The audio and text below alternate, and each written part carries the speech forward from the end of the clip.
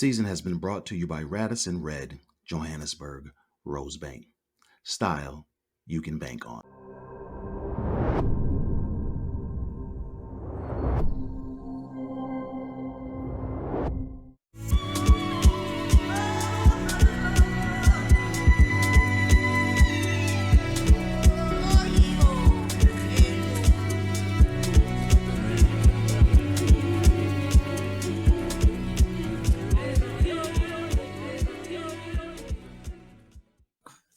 Great day, everyone. Ed Dudley. I'm not even tell you where I'm coming from because you already know. I'm actually repping it today, North Carolina. So, Miss Charmaine Subramani, how are you feeling today? I'm good, my silhouette. And hello, everyone. I'm coming to you from South Africa with my croaky voice. But don't let this deter you because we have some amazing voices that's going to come into the Ubuntu house in a few minutes. Yeah, I'm looking forward to this one. I think for the first time, I'm going to be completely surrounded by a bunch of women on this show. So I may behave, and then I may not behave. So you'll never know. It's the first time we're going to have more than 3 people on the screen, by the way. Yeah, and it's the first time you're going to be the thorn amongst the roses. How's that? I'm having issues with the thorn. How come I can't be a rose? But that's another conversation. So. Okay, let's try another beat. How about the king amongst the African queens? That's a better way of getting started, don't you think? I like that one. I like that a whole lot better. Just get right in the middle of all you beautiful ladies, and then maybe they'll sing to me.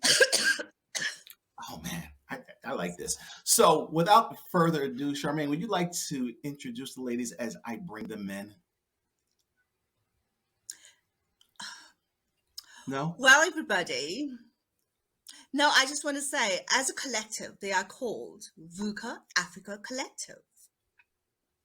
So we'll bring them in one by one. And I think, oh my God, we have Madam Dessert Rose. So he couldn't wait, right? He just needed to show. Why don't you just put yourself in the middle, Ed? I mean, that's what will actually float your boat, wouldn't it? Like, go find yourself in the middle. No comment. Why are you sitting in the corner? No comment. I won't say a word on that. That one's too easy, and I'm not getting in trouble. Nope. Oh, welcome to the Ubuntu House. Welcome, VUKA Africa Collective, and Lynn Holmes, the amazing composer. It gives me so much joy, I have to say.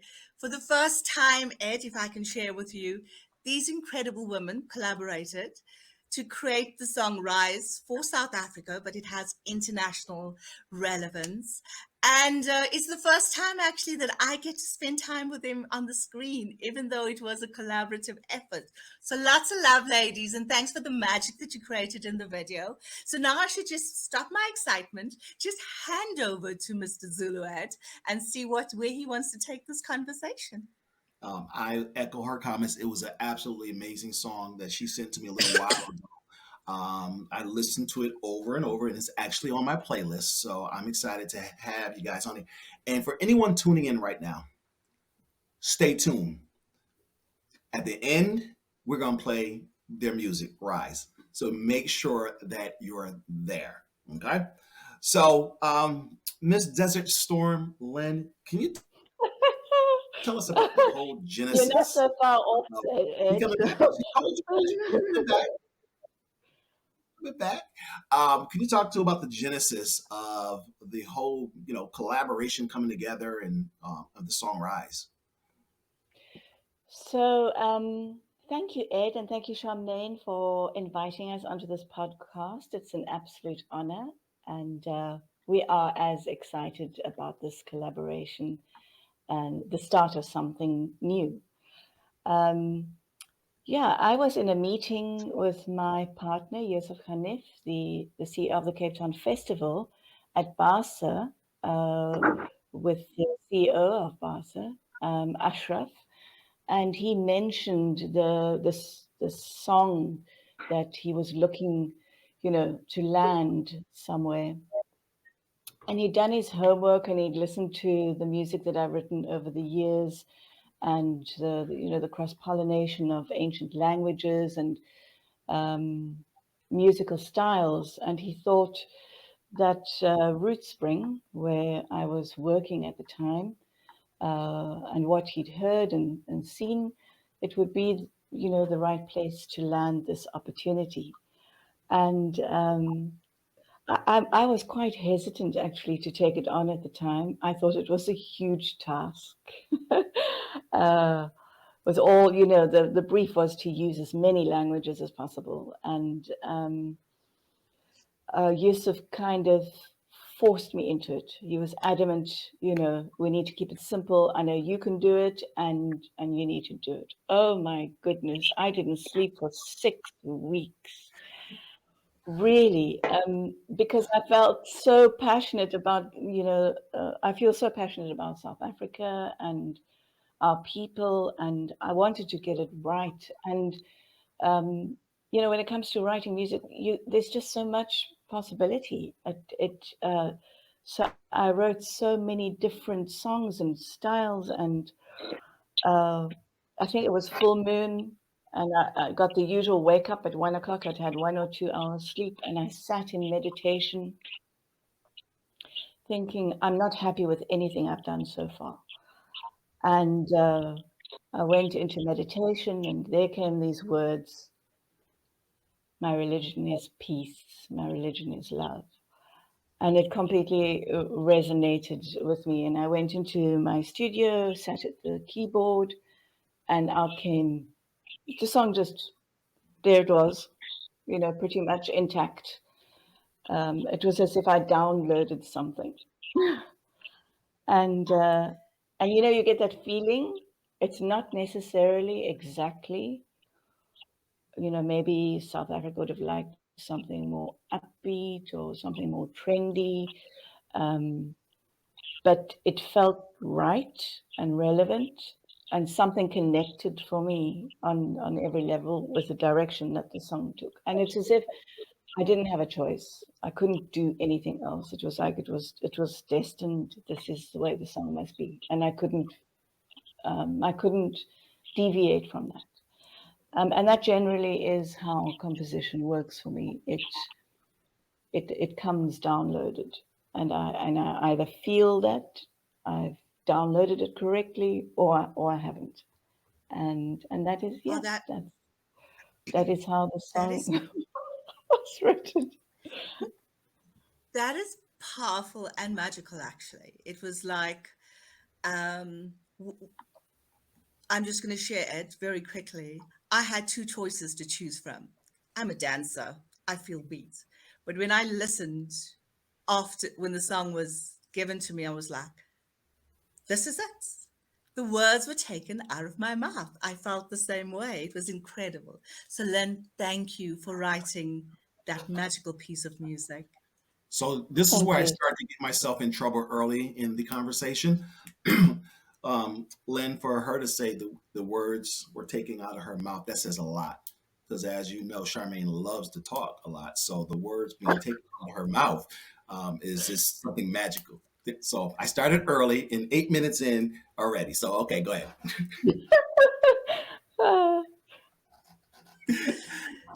So I want to move the conversation to the beautiful afro-jazz queen. Tell us a little bit, a fun fact about yourself before you actually share a little bit about yourself.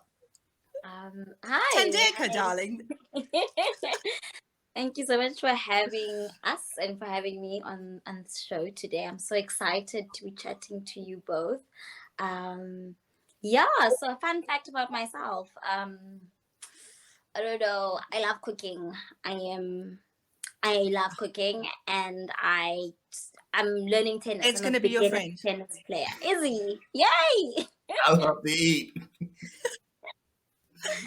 And he loves to cook. Wonderful.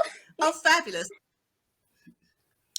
And a little bit about your journey and how you managed to become part of this amazing collaboration. Okay, so I'm a vocalist, a jazz musician. I'm from Johannesburg, but I live in Cape Town at the moment, and I studied jazz at UCT.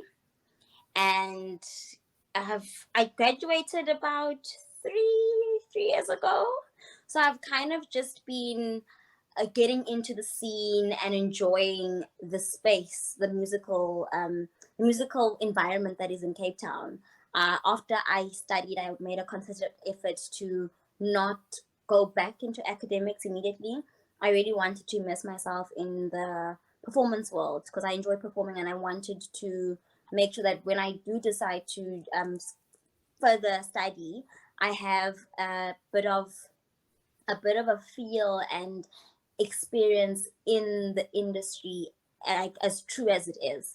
So I've just been doing that, and Lynn gave me a call. Like, actually, no, was it? No, I think it was Yusuf. Yusuf contacted me, and then Lynn contacted me. Was it you, Lynn? Me So first.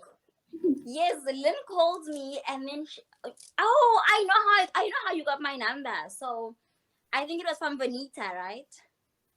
Yes. So Vanita Bates usually comes and watches my performances as well. She's an amazing woman, and she got my number, gave it to Lynn. Yes, power to amazing woman, right? And then Lynn contacted me and let me know about the project and asked me if I'm available. It was very short notice. I think you wanted me to come in the next day or something, or like a few days after the phone call. Possibly. That sounds like me. Yeah. But it was cool. It was cool. I was like, okay, like, yeah, okay, cool. And It's and like the rest is history. fabulous. I mean, like everything sort of happens for a reason, right? Yeah. There's no like time or plan or whatever. The universe knows when the right moments are to connect. It could be like 5 minutes before the gig and something just happens. That's the beauty of being spontaneous, but more just being in your, what can I say, in your zone kind of stuff. And I just love that. So I got one real quick question for you, is Yes. because as I was looking at some of your information, you said your voice was helped shape by one of my favorite artists of all time, Anita Baker. Oh, I love her. Yeah, she absolutely amazing. So, because I'm looking at you, you're relatively young, and Anita She hasn't is really. young. She, so I got to be careful when I say young, and I don't like to get in trouble. We Like can just be normal. It's yes, I fine. do. Nobody's going We to So, can take be offense. normal. so how did Anita? I mean, when did you start listening to Anita? Um, what was it about her voice, her style that influenced you? So my parents love music, and we listen to music as a family together. So music is like a culture at home. We cook with it, we clean with it, everything. And my dad and my mom love Anita so much. They play Anita and Aretha. I mean, they play them to the death of me. And basically, I got to a point where I was like, you know what? Okay, fine. I love her. She's amazing. And the more I listened to her, the more I was just captivated by her voice. And so, yeah, I owe it to my parents, really. I owe it to my parents that I know her. But the more I listened to her, the more I discovered just the amazing power that is in her voice, and just how she's able to carry it, and the control that she has is out of this world. And yeah, that's how I came to know her and love her and basically like follow her. Yeah. Okay. Thank you, Charmaine. I thought you were going to do all the talking. I'm going to go to. No, you can't. Okay, so thank you for sharing that. We'll move on to Michaela.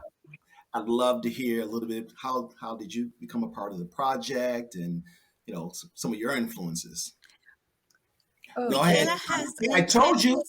I told you you couldn't. Michaela has an incredible story to share. In addition to saying how she got Okay. involved in the project. So, Michaela, share a fun fact about yourself, and then talk a little bit about your journey and your experience as well. Sorry, Ed, I couldn't help myself. I told you she couldn't do it. okay. A fun fact about myself. Goodness. I enjoy and I'm very interested in herbal medicine and foraging. It's something that I do in my spare time, and I research a lot of that as much as possible. And goodness, it has been a journey. I'm not quite sure how I got here, to be honest. I've been But I'm performing glad with- you're here. Yes, I'm very glad I'm here, and thank you all so much for having me. I'm honored. But I've been performing with my mom from a very, very young age. I think I was, maybe about 11 years old when I started actually coming onto stage. But many, many years before that, I would always have something to say about whatever mom was cooking up in the studio at the time. I would always be the one to comment on maybe that should be in a different place, or maybe this kind of voice should be, so I've kind of been in that role with her for most of my life. And when the song came about, she was working so incredibly hard, and I was over there quite a lot during the time. And I, started falling into that role of the little critic. And eventually she said, listen, I need to know what this is going to sound like. I need some kind of idea. Will you just maybe like conceptualize with me and sit down? And we did that, and we recorded a little bit of the song. And then all of a sudden I was in studio as a demo artist, or so I thought. And then I was in a music video, and now I'm here. It was quite a fast progression. And yeah, it's been absolutely amazing to work on something so close to my heart. I didn't think I would have such a role in all of this. I mean, I was so drawn in by the message. It's something that me and my mom were talking about for a very long time, is the struggle going on in South Africa and the world, and what we can do when we feel so small in all of it. And that was a huge driving force for me in all of this, to be a part of bringing people together and conveying this message that is just so important. So that was my drive and my motivation, is just to be a part of that message, and also to work with such amazing people. I mean, wow. Yeah, I was blown away by the actual talent. Thank you, Michaela. And for me, what stands out is the fact that you took a bit of a break as a result of an issue that you had. And this is literally your first comeback, right? After all the peace concerts that you held. So it's actually a special connection if I go around the room and just see how you all came together, actually. So thank you for sharing. And Ed, you and like Fancy, you're on mute, darling. You must just go off mute. Yeah, just share something amazing about, Lynn, aka Dessert Rolls, already told us how fabulous you are and an incredible artist. So yeah, just share some exciting stuff about yourself and how you got into the music industry. Fancy? Is she frozen? There she goes. Is that me? Yes, we're talking to you. Hello? Yeah. Hi, we can hear you. Well, okay, you can hear me. Music has always been played a major role in my life. I started music when I was very young, at age 12, at school. I got involved in arts, in everything that was called arts. And then I know nothing else apart from music. It's what I breathe. It's what I talk about. It's my love, my first love.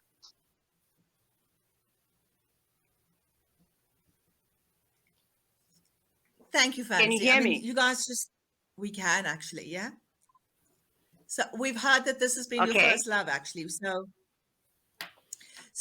So what I'm going to do, Lynn, if you just, for the benefit of everybody else, there's two singers that are actually missing, right? Just state their names and for the record, if that's okay.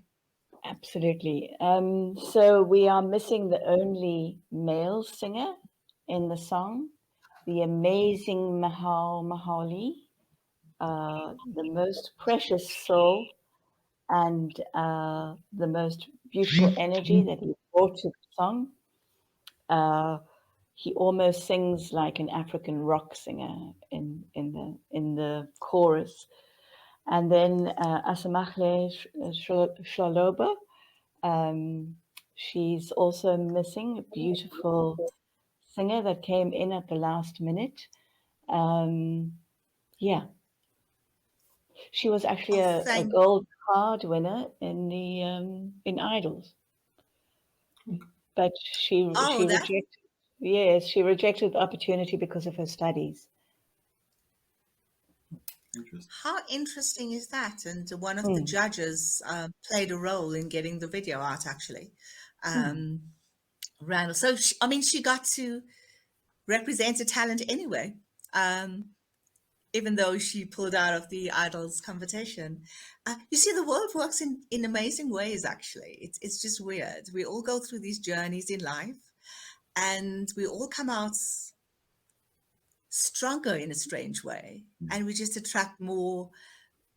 I think, yeah, it's just weird. I want to, Len, the intention behind it. I have the answers to this, but I want you to share it.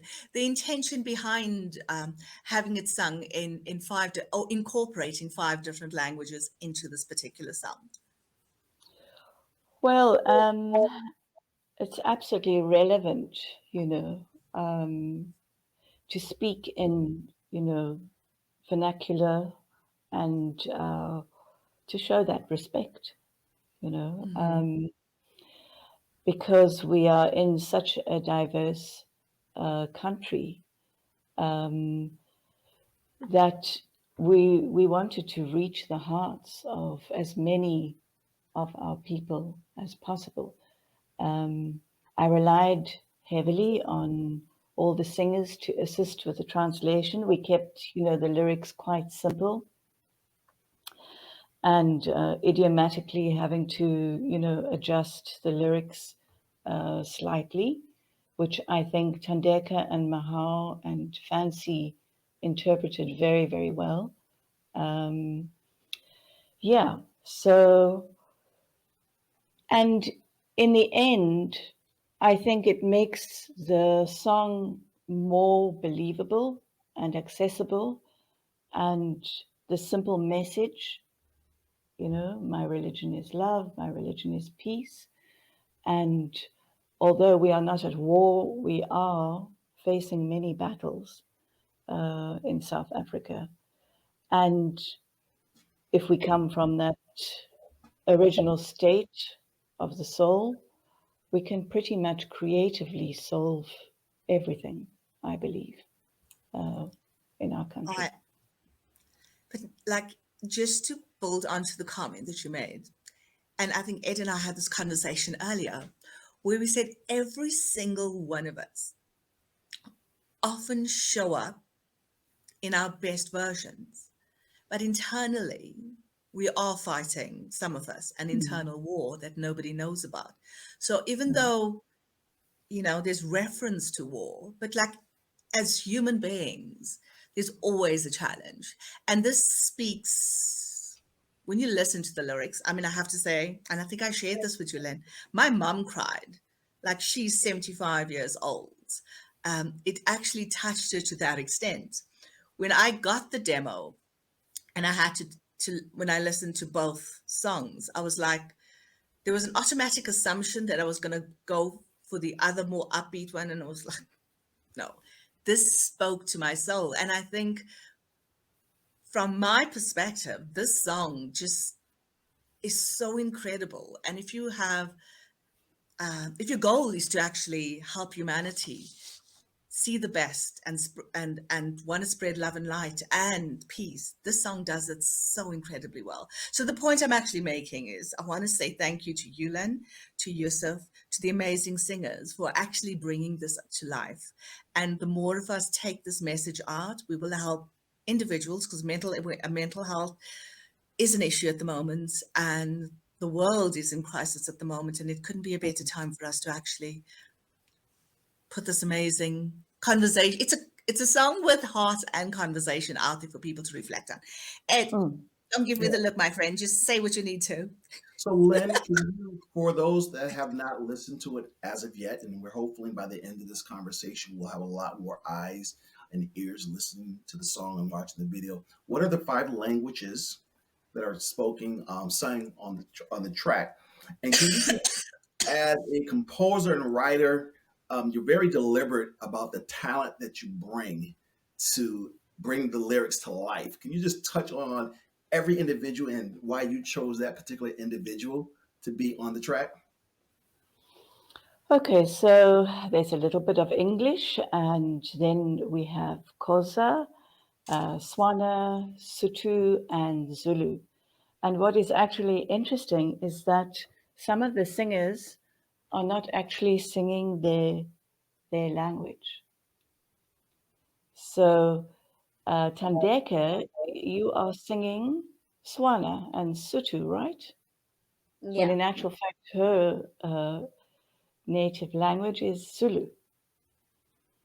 And so we really mixed it up. Asamakle as well, she's singing Zulu and her language is Xhosa.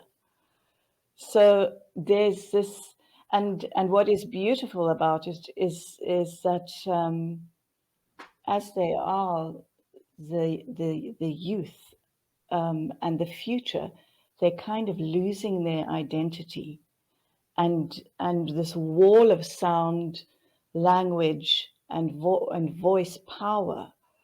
It doesn't matter that they've mixed this all up, because they are so united in the way they sing. So Thandeka's voice, I chose for a brighter sound to her voice, because she needed to stand out in the echoes and cut through.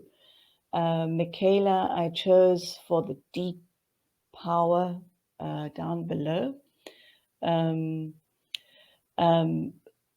And Fancy, of course, is the queen of improvisation. She could take the essence of the song and just take it to the next level when I needed to build the track. So that was her gift. Mama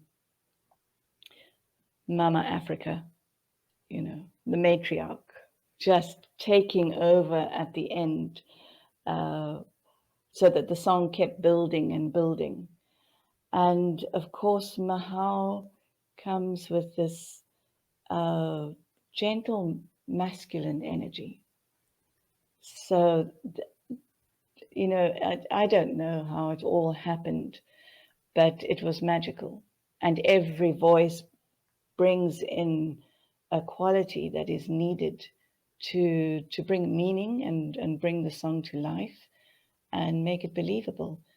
And then Asamakle came in at the last minute, and she's just got this beautiful, smooth, rich, lyrical voice to add to that blend and cohesion in the song. Because if you put all these different voices together, it could easily, especially female voices, it can easily become a cat's choir. But it didn't.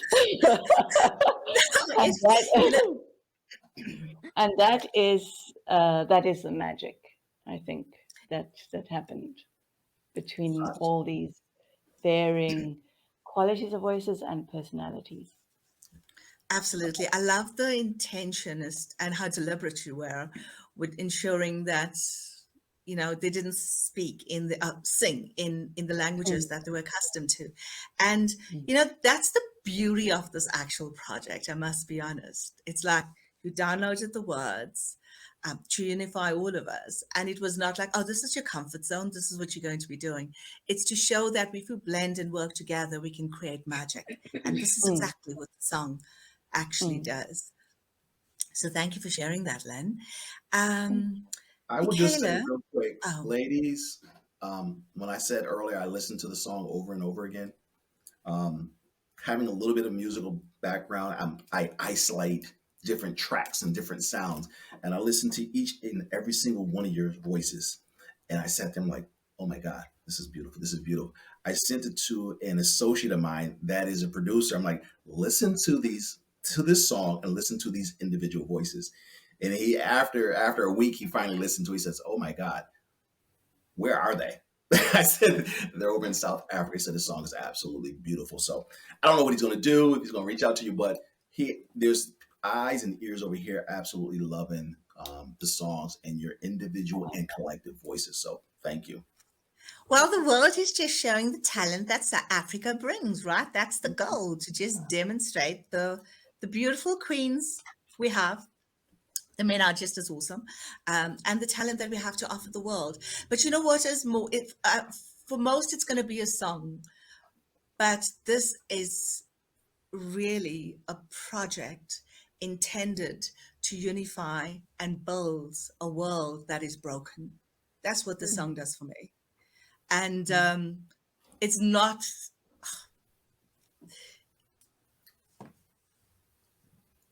Don't go off camera. Go ahead and share how you feel. Are you crying, Charmaine? I'm a sympathetic crier. Share what you're feeling at this moment, Charmaine.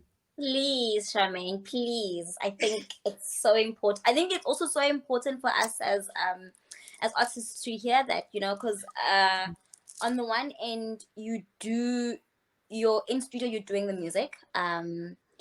You can it's very easy to also be disconnected from what the reality of what you're doing is, what are the power of what you're doing is. And I think for me personally, the feedback that I've been receiving has been so incredible, because sometimes I think it's one of those things where sometimes you're because it's my vocation and I do it so often, you're able to sometimes just like, okay, move on to the next project, and you start seeing things as projects. And when you take time to pause and to realize, oh wow, that this is actually the impact, and sitting down myself thinking about it, but then also seeing other people's reactions, is like, it's heartwarming, but it's also just, I can't explain it. It's just like wow, literally.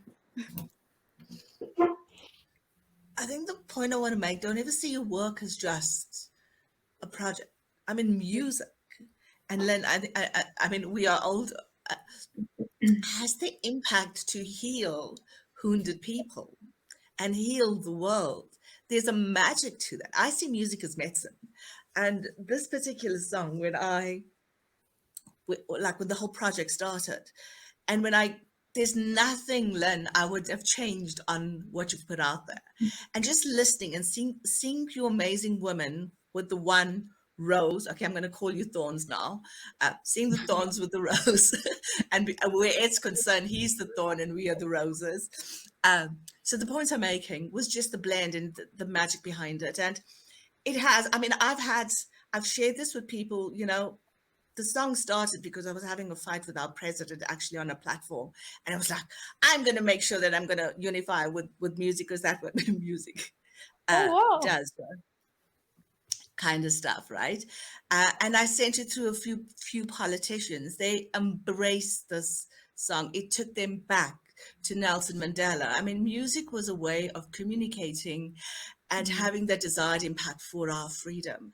And this collaboration, I don't have words to say how grateful I am to each of you, Len, Yusuf, and every, like you women.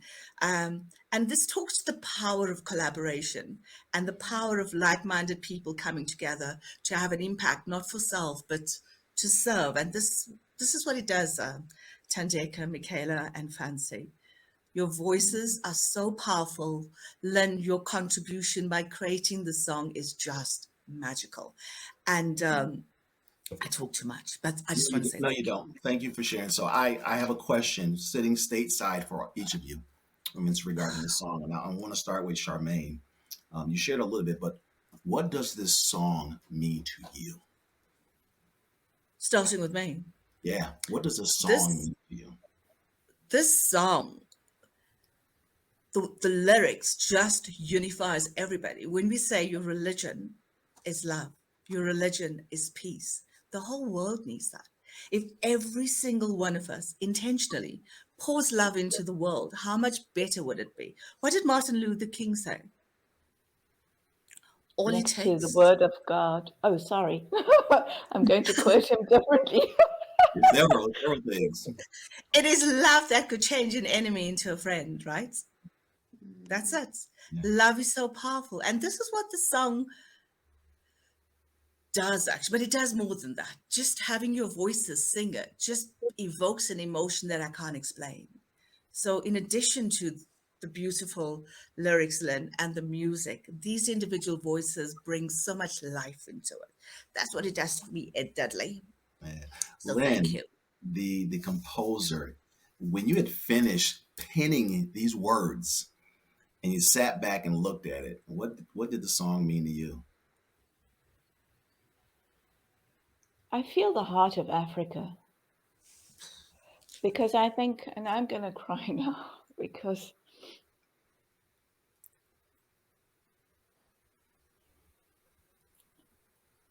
there's really something special about Africa. There's something really special about South Africa. And there's only one Mandela.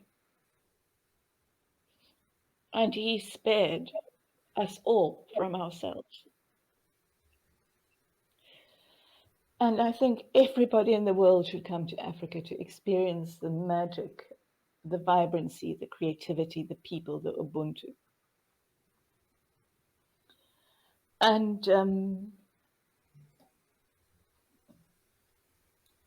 yeah, I just feel this love for my country and for the place where civilization started and where magic vibrate, where we solve problems in a different way, the Mandela way. And my hope is that this will inspire that for that light to triumph over all the challenges that we are facing globally. Yeah. Beautiful. Thandeka, you get the words sent to you, and you're looking at the words. And the very first time you heard it, what did it mean to you? I think it's interesting that you said the words because I was just running through the lyrics in my head. And one of the lyrics says, "Together we rise and together we fall." And that for me is so powerful because it's so true. Together we do rise and together we fall, but together when we stand together, we're able to overcome everything Oh, or yeah. anything rather, within unity. And that for me is the message of the song, but this is the message of what I want to communicate, you know. Yeah, that's beautiful. Michaela, so this is your comeback onto the scene, and you get the words and at the last minute to be part of the project. What were you thinking? What were you feeling as you decided to come back with this song? Well, I think this was important enough for me to come back, and it resonated enough for me to come back. And I've been thinking about the question of what the song means to me for a long time because it's such an overwhelming and powerful thing. It's been difficult to kind of condense and put into words. And I came across this quote, two quotes actually, that really resonated. And the one was, "Music is a language that none of us know, but that we are all fluent in." And another one was more of a concept of how musicians and artists have this incredibly unique ability to look inwards and somehow explain what is going on around the world, look into themselves and somehow come up with with what is going on in the world at the moment. And I think that really speaks to how united we all actually already are, in a fundamentally human way. And that for me is really what the song is about, is remembering how united we already are, and not necessarily music has been that way throughout history. It's united people in that remembrance, not necessarily in agreeing on things, or having the same opinions or changing minds, but remembering who we are, that I feel pain like you feel pain, and I feel joy like you feel joy. And it's been that only constant throughout history. And for me, this song is about remembering that, like with Ubuntu, I am because you are. And remembering that and feeling that in a way that you don't understand when you listen to music and it resonates in that way. It's a physical, emotional, it consumes you in a way you don't really understand. It doesn't make logical sense. In the same way, for another person that's in a completely different part of their lives, that's in a corporate job versus, working at a restaurant, or completely different people, but they will feel the same thing. And that's what the song is for me. Welcome back, Miss Fancy. That powerful voice Yeah. that you have. You laid down that amazing voice on this song and of these tracks. But as you were singing it, and I've looked you up before when you came on and listened to some of your other music. But when you started singing this one, it's like you took it to a whole nother level, like Lynn Wow. said. But what did this song mean to you? Well, it meant so many things. It just reminded me of where we're coming from as a country. It just gave me hope that we can still do it as a country.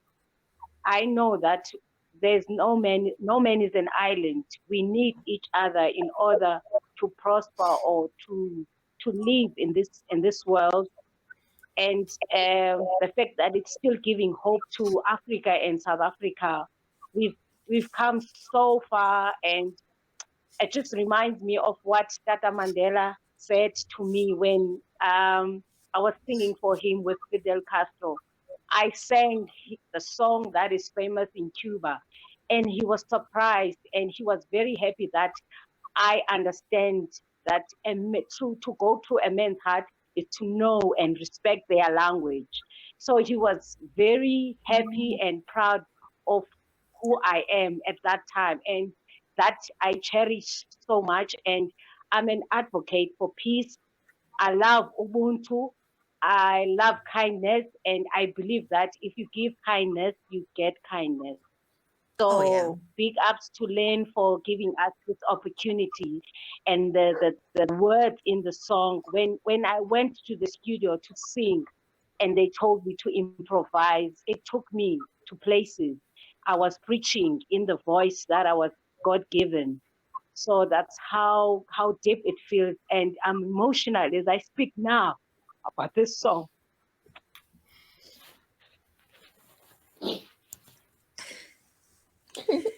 Thank you, guys. Thank you, man. It is. It is truly a song that really has impact, no matter who you are, what age, where you come from. So you women, I say it with so much pride, are just magical, and just the way you connect with this particular song as well. Thank you. I mean, Ed, I don't know what else to say because I can't think when I'm emotional. Just say something. I'll simply say that you all just touched me. And I mess with people that are close to me, and I say, as I've gotten a little older in my age, I've gotten a little more emotional because I'm sitting here I know the words of the song, but I'm listening to the story behind the song and then what it means to you. This is not just a song for South Africa. This is not just a song for Africa as a continent. This is not just a song for the United States. This is a song for the world. We need more love. Yeah. We need Yeah. more peace. We have more in common than we do that divides us. And we need more unity as a world. Like together we rise, yes, and together we fall. No matter what we're going through, what we're dealing with in life, when we come together, there's nothing that we can't accomplish. Nothing. It's just us coming together. My religion is peace. Can you imagine if the world, that was Love. the future of the world? My religion is love. We wouldn't have a lot of the issues that we have right now as a society as a whole. That's why the song is so beautiful. That's why the song was meaningful to me. Because I sat there and I was like, wow, can you imagine if the world was really like that? Imagine if we each individually took it upon ourselves to really say, my religion is love, my religion is peace. And then everyone we came in contact with, we just showed them love and peace.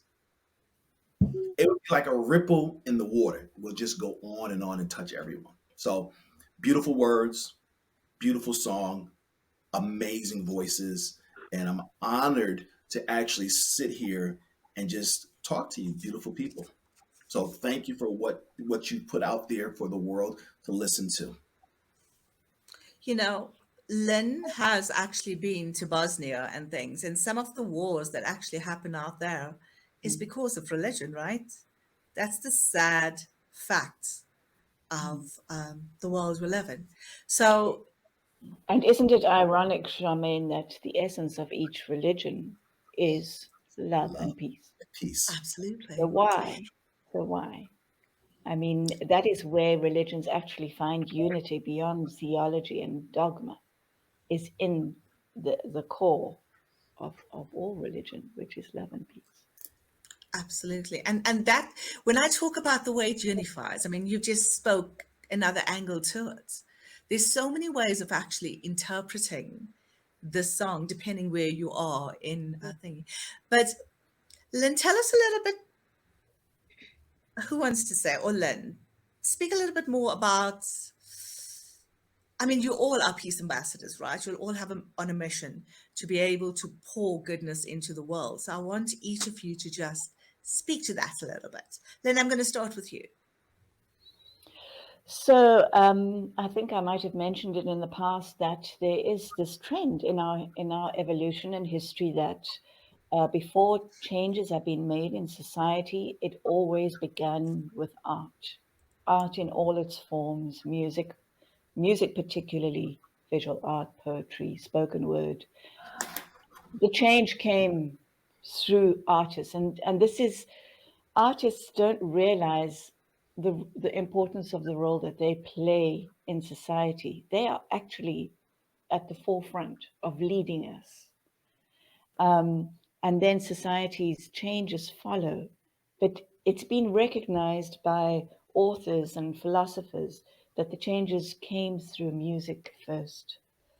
So it is very important that we as artists, composers, creators, start to use this gift consciously in how we can create the future we want.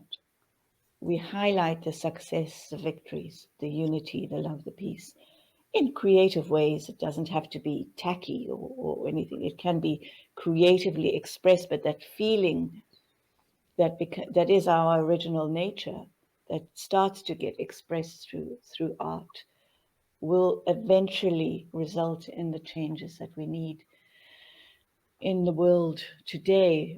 And I spoke about the Himba culture, of talking about how when a child is born, my daughter, Michaela, actually introduced me to the Himba tribe and this practice of a mother before she conceives.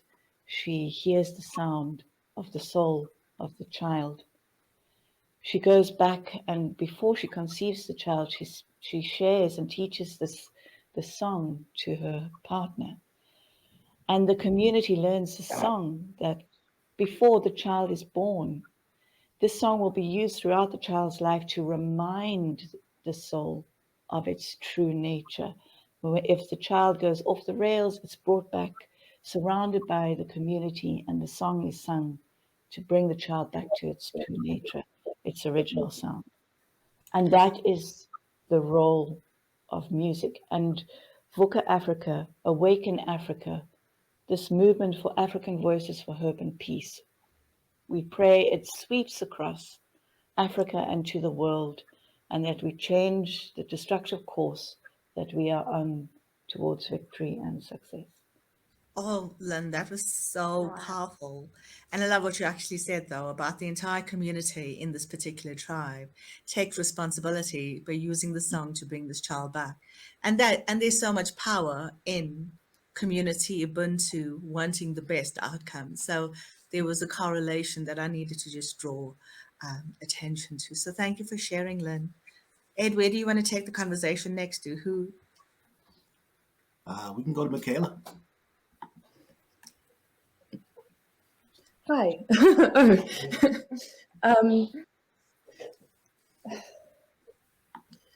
It's funny. I was listening to.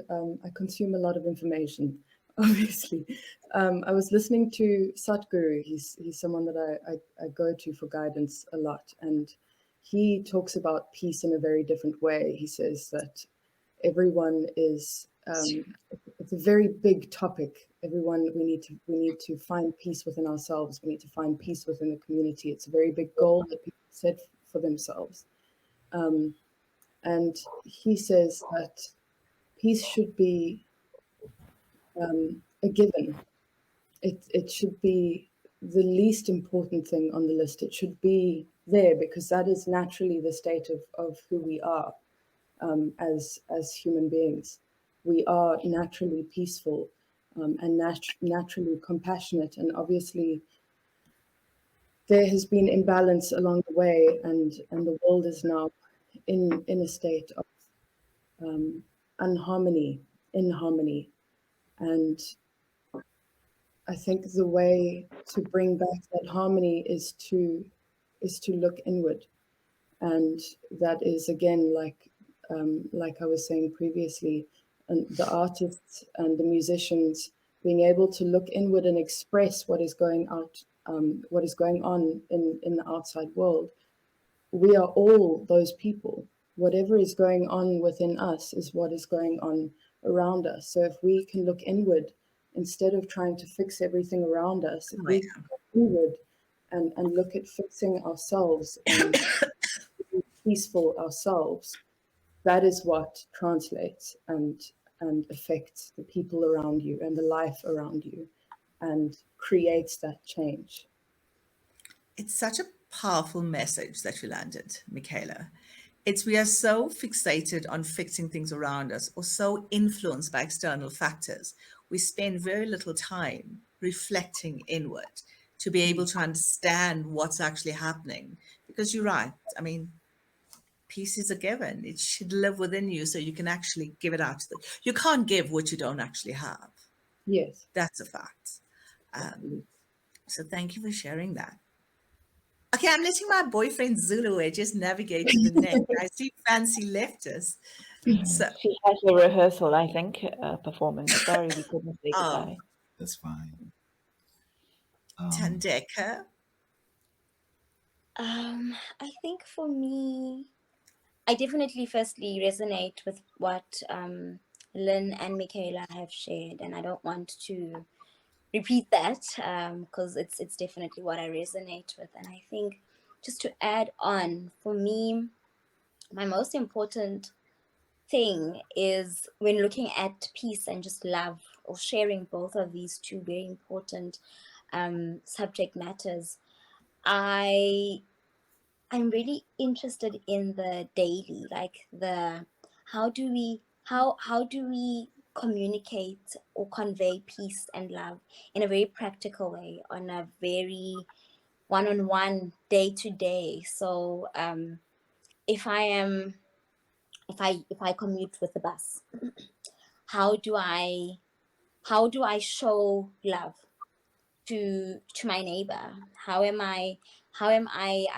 communicating this feeling of love and peace to those around me on a very practical level. So small things like greeting the bus driver, just really step by step.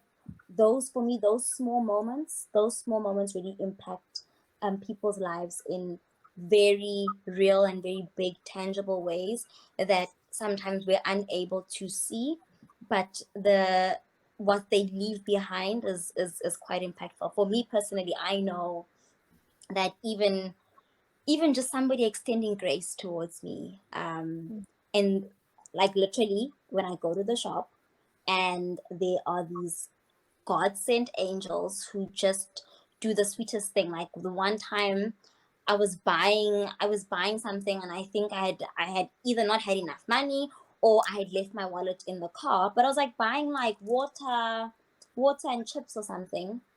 And the person behind me was like, no, oh, I was paying. And then I was like, oh, flip, I don't have anything. And the person behind me was like, no, don't worry. I'll do this for you. So just extending grace, extending love in very small ways is how we can start, how we share the message of peace on grassroots levels, which I strongly believe in. You said such a powerful thing. My mantra is I greet everybody. Some people think I'm mad. Because like I'll greet you, I'll hug you. I'm a hugger. Before COVID, like even before I go into the office, and if you speak to business in South Africa or anybody, like the people that are cleaning, whatever, and they go, oh, we didn't realize you're the boss. Like, I'm not a boss. I'm here to love the world. And that's the way I go to places where most people won't go, because you create a space where you see people. You go, I like Sawubona, I see you, right? Yes. And most of us greet without even seeing people. Most of us don't even greet.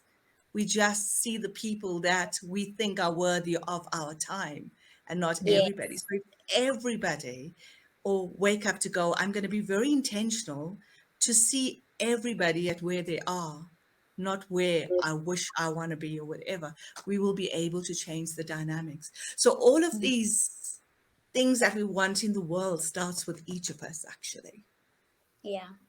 Yes. And very intentional as well, like very intentional day-to-day practical ways on how we can extend this love towards each other, because I feel like it's a ripple effect, right? The small stone creates a smaller wave, a bigger wave, and then a bigger wave, and then that's how we end up having this huge wave. It doesn't just come from nothing. It comes from a small ripple, and then it grows and grows and grows. Every one of us has the ability to give, even if we don't have money. People think it's just about money. We have the ability to give time. We have the ability to share our talents. We have the ability to just be kind. And that's the way, that's what the world wants. I mean, we started with VUKA. I was going to go all over this conversation and talk about your beautiful women and your in-depth stories, and look where we are. So that's the beauty of these conversations in a way, Ed. Like, I want to ask though, Len, you were almost not going to be here, right? And I think Michaela has a story as well to actually share. And you had a moment. Tell us a little bit about that experience. Well,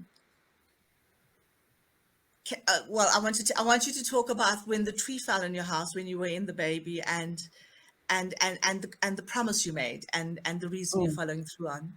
Please do, because I think it's such a powerful story for people to to hear, actually. So I was young. I was You're 23. still young, darling. No, I'm We not. never I don't age even on this know how. Yes, I feel like a teenager, but of course. Oh, sorry, I must be coughing.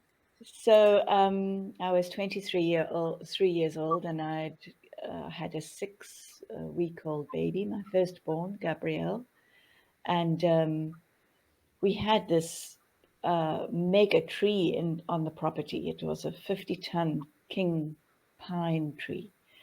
And it looked ominous. It was due to be cut down the next day. The landlord at the time refused to have it cut down. So we listened to the tree fella who said, if this tree comes down, it's going to land on your bedroom at night when you're sleeping, and it's not going to stop till it hits the ground. And it's going to kill you all in the process.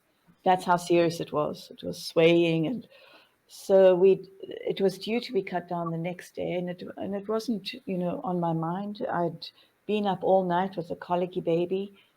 I sat on I got up all groggy, confused, went down to the kitchen, and I heard Gabrielle stir.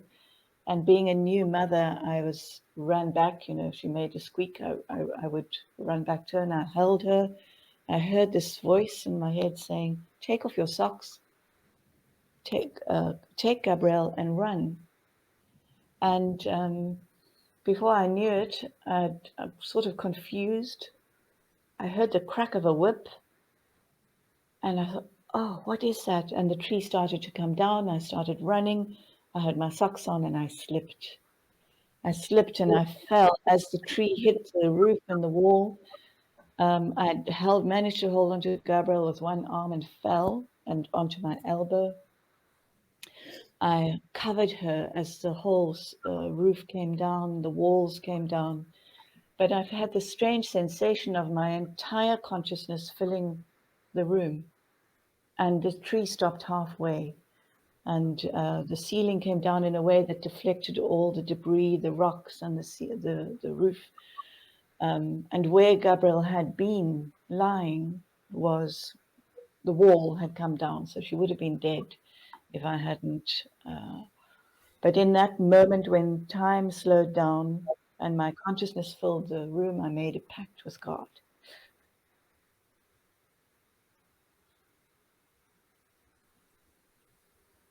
That I will make a difference. Spare my child's life, spare my life, I will make a difference in this life, one way or another.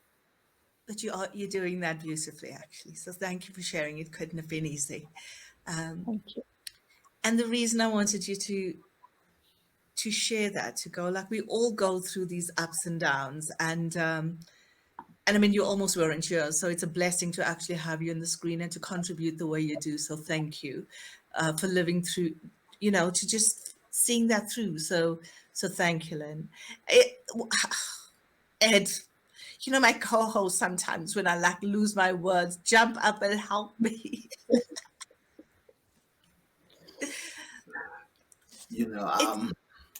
Yeah, I could just say a lot. First of all, Lynn, I'm thankful that you're here. You're here for a purpose, and you're fulfilling your purpose. So a lot of people, will get a message and say, yes, I'm going to do this. And then they do the opposite.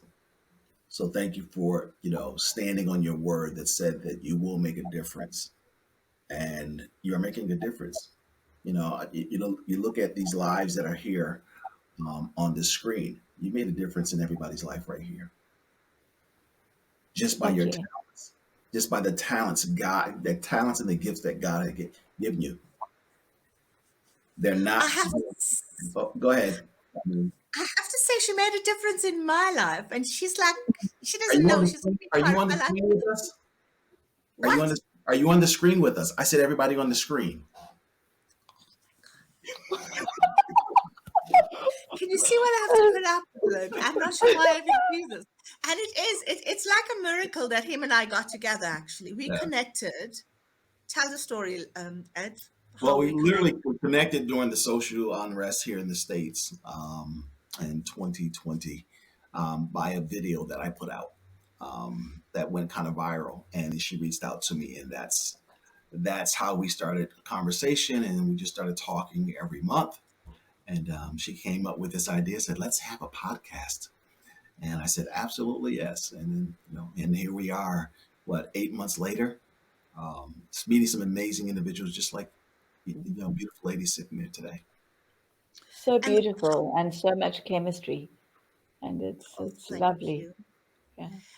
And the goal of this podcast is to basically just inspire, ignite hope, unify people. But more importantly, for each of us to also see the unconscious biasness that lies within each of us. And some of the issues that the world faces is because we are blinded by that, you know, and we don't see our contribution in creating the problem, and we should be solution driven largely. And you know, the world is going to throw challenges. I mean, Lynn, you've just shared. Michaela, you have a story to share as well. I'm not sure whether you want to, about your accident, and then you sit here as this beautiful soul contributing your good energy into the world. Do you want to speak a little bit about that or not? Yes, of It's course. So I was in a car accident at the ripe age of 19. I was a passenger, and it was a very, very significant, or it has been a very significant time in my life. You know, I was 19 years old. I thought I knew everything. I had a very strategic plan on the way I was going to go in life and what I was going to do step by step by step. And I'd been in the music industry since I could remember. I think some of my first friends were probably producers working with my mom. I grew up in studios and sleeping under the grand piano while my mom was recording, and you know, it was so natural to me to be there. And the COP20 song, you know, given the opportunity to sing for climate change and use my talent to do something at, I think I was 16 years old. It was just common sense for me at that point, because it was so intrinsic at the stage that I was at. And then this huge thing happened that I had absolutely no control over. And all of the things that were so natural to me before, all of the plans that I had, everything that I'd kind of built my life up towards, it all just melted away in a moment. And it wasn't, with the car accident, it didn't unfold all in one night. It happened over quite a long period of time. I mean, still things that I'm dealing with as a result. And I had to take my weaknesses and try to turn them into strengths. And I had to take the things that I was so naturally comfortable with and relearn them. I'd never had stage fright in my life before. My mom used to bring me up from backstage 15 minutes before a show and say, listen, something isn't right with the set list. The song needs more. Please, will you sing this part in Arabic for me? Here's the lyrics and the melody. Will you do that? Yeah, cool. That's fine. I had no issues with it whatsoever. But after the accident and the confidence knock that I took, and my face changed, my voice changed. I had a brain injury, so my brain worked differently. My memory was struggling, so I struggled to learn lyrics and remember the things that I was writing. It was incredibly difficult, and I had to find a way to relearn all of those things and find my position as an artist, which I'm still trying to do. It's been a very long journey, but I was forced to look inward, and I was forced to face my mortality at a very, very young age. And it's been one of the greatest gifts, actually. It's been one of the hardest things I have done, and probably one of the hardest things I will ever go through. But it has also been one of my greatest gifts, because the lessons that I've learned about myself and about what I want to do with the life that I have are invaluable. And I want to help people. I want to help people that were in the position that I was in, where my whole life was sitting in front of me and I had nowhere to go and no one to turn to for guidance on why my body wasn't working the same way anymore. I had to find my own my own way, and I want to create that space for other people in whatever way I can. And I think having that direction is the most invaluable thing I could have gotten in this life. Oh, and Michaela, thank you for sharing that. It was so, I know it must have been so hard, and I know you've been through a traumatic phase, not phase, I mean, a journey, and to see it as a gift and be able to rise above that is such a powerful message for anybody that's actually listening. And I mean, so much love and strength to you both, actually. Thandeka, darling, do you want to actually blow us away with something as well? I'm talking about singing. Why are you laughing? Okay. I didn't know what you were talking about. That's why I was like, I don't know what you're talking about. That's when you actually give us you ask a clarification question. You know what I'm Yes. seeing on the screen? So much talent, strength, using the journey to be able to impact positively. So when I say this collaboration is magical, it really is, because it comes from a place of genuine care and power.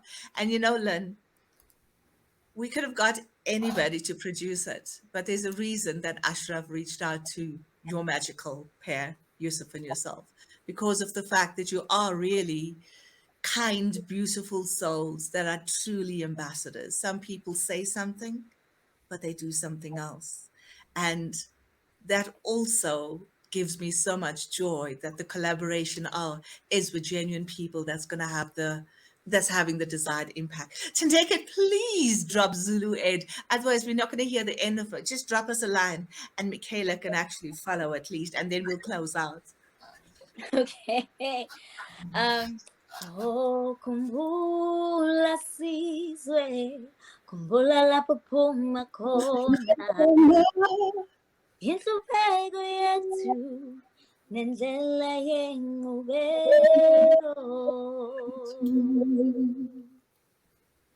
Oh my God. That was beautiful, you two. Any last words? We'll start with Thandeka. Do you want to say something before we close out?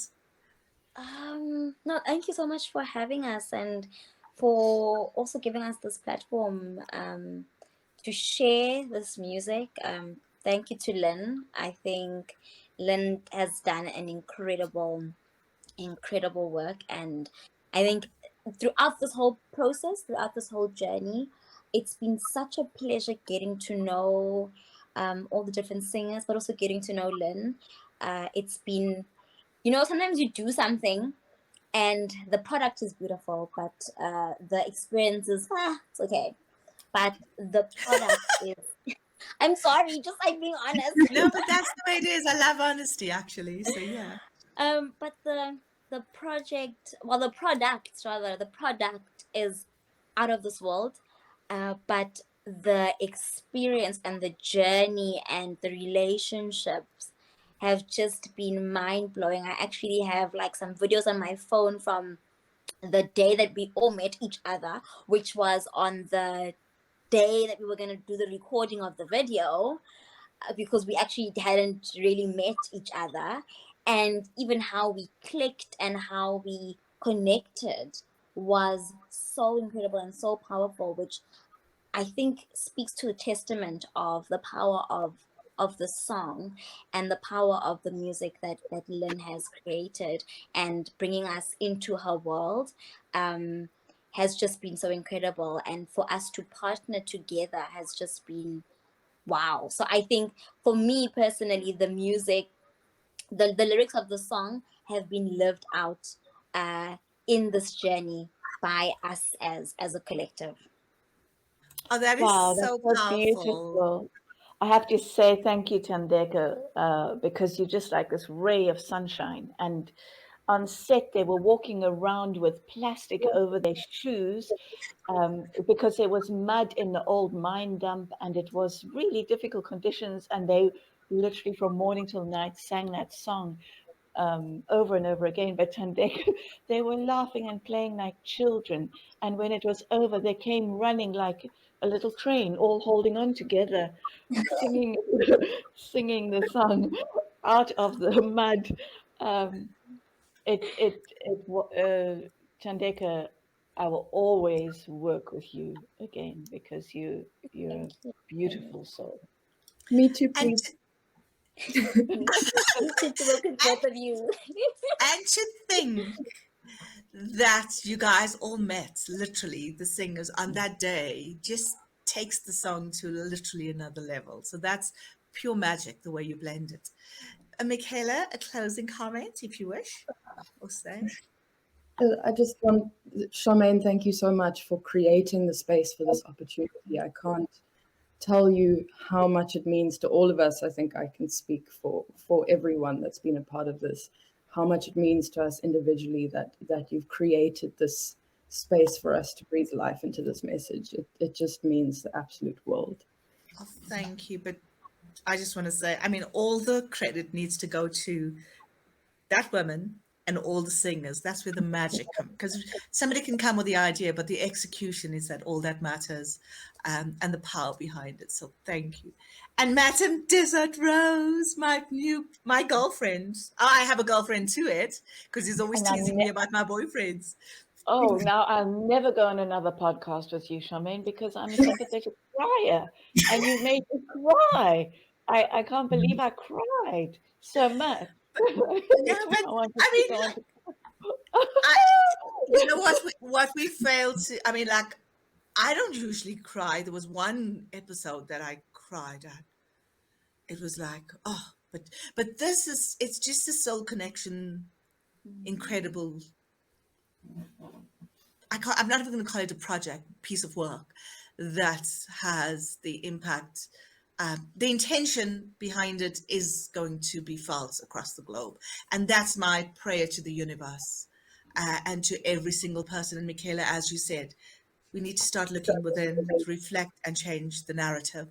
I just want to say thank you. If I could just, I need to thank you. I need to thank Barsa. I need to thank AA, how everything fell together. I need to thank Root Spring, a River Trust Foundation. I need to thank Johnny Blundell, the incredibly patient engineer who literally supported all the artists all the way through, and all my spontaneous whims and changes, who you know, I was surrounded by people behind the scenes who made it possible. All the musicians, the engineers in Joburg, we took the song all over the place to be mixed. There were many other people and who haven't been named for years of support during the time as well. And Mickey, you know, who's always says no to everybody else who's invited her to perform, but never fails me when I need her. And to the beautiful singers, the magic, the real magic, Nahau, Thandeka, Asamachle, and Fancy. Yeah, magic. I just want to thank you, Lynn, and thank you to all of you. And I just want to send love, light, and healing energy to all of you on the screen. I know, to your talents and even to your physical healings, whatever's needed, I just hope the universe gives to. And to our listeners, thank you for being on this journey with us. Just love and light to all of you out there. And I'm going to hand over to my boyfriend. He always has the final word. I will just leave with this quote from Martin Luther. Beautiful music is the art of the prophets that can calm the agitations of the soul. Is one of the most magnificent and beautiful presents God has given us. And that's from Martin Luther. And Wow. if you're still tuning in, what you'll hear next is VUKA Africa and Rise. Thank you guys for tuning in. Have a blessed day.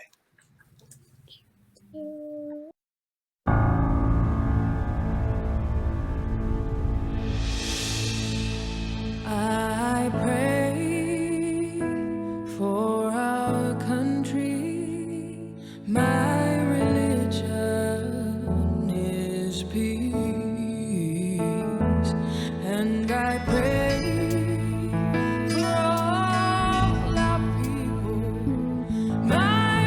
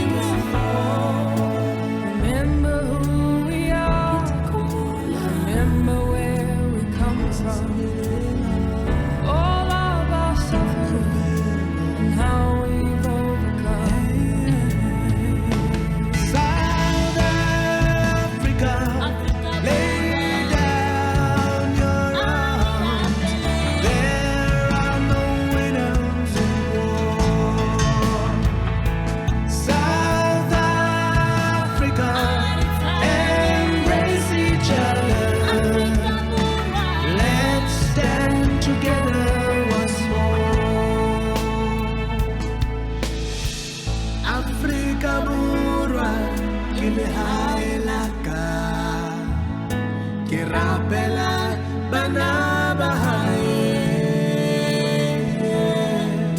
ke rapela lerato le thata